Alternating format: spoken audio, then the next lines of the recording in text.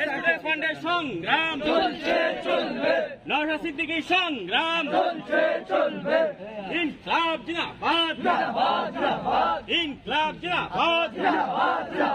দিয়েছি তো রক্ত, আরো দেব রক্ত, দিয়েছি তো রক্ত, আরো দেব রক্ত। সেই রক্তের বন্যায় ভেসে যাবে অন্যায়, সেই রক্তের বন্যায় ভেসে যাবে অন্যায়, ভেসে যাবে অন্যায়। সেই রক্তের বন্যায় দিয়েছি তো রক্ত, আরো দেব রক্ত, দিয়েছি তো রক্ত, আরো দেব রক্ত। ইনকলাব জিন্দাবাদ, জিন্দাবাদ, জিন্দাবাদ। আপোষ নয় সংগ্রাম, সংগ্রাম, সংগ্রাম, আপোষ নয় সংগ্রাম। সংগ্রাম, সংগ্রাম। রাজপথ, রাজপথ,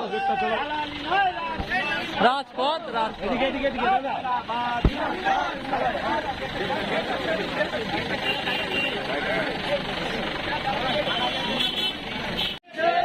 বিরোধী কণ্ঠস্বরকে রোধ করার জন্য যখন কলেজে কলেজে ভর্তি বন্ধ করে দিয়েছে, এই তোমরা একটু সামনে এসো, এই পাশে এসো, যোদ্ধাগুলো পাশে এসো।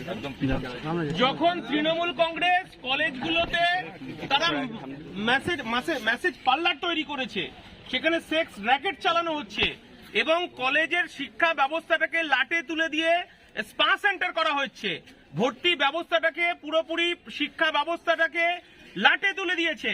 এই বাংলার শিক্ষামন্ত্রী এখনো জেলে পড়ছে। যখন স্টুডেন্ট ফ্রন্ট তাদের গরিব খেটে খাওয়া শ্রমজীবী আদিবাসী ছাত্রছাত্রীদের দাবি নিয়ে যখন রাস্তায় ডিএম এর কাছে ডেপুটেশন দিতে যাচ্ছে, এই পুলিশের ক্ষমতা নেই অনুব্রত মণ্ডলকে গ্রেপ্তার করার।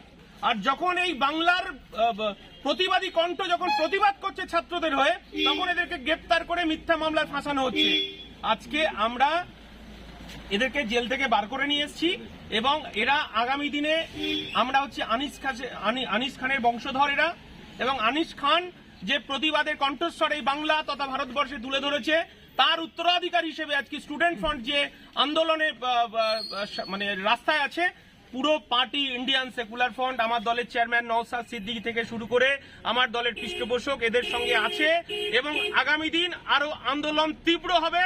পুলিশ কত আমাদেরকে জেলে ঢোকাতে পারে আমরা সেটাও দেখে নিতে চাইছি এবং এই আন্দোলন আমাদের জারি থাকবে।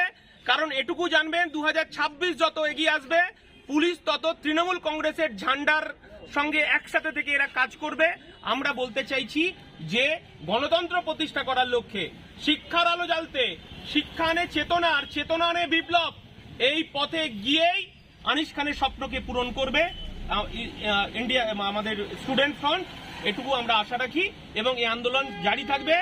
পুলিশ যতই আমাদেরকে চোখ রাঙাক না কেন, পুলিশ যতই আমাদেরকে আটকানোর চেষ্টা করুক না কেন, আমরা কলেজ ক্যাম্পাসে গণতন্ত্র উদ্ধার করবই। বিশ্বজিৎ মাইতি, আইএসএফ এর স্টেট জেনারেল সেক্রেটারি। ইনকলাব জিন্দাবাদ, জিন্দাবাদ, জিন্দাবাদ, জিন্দাবাদ। হ্যাঁ, হ্যাঁ।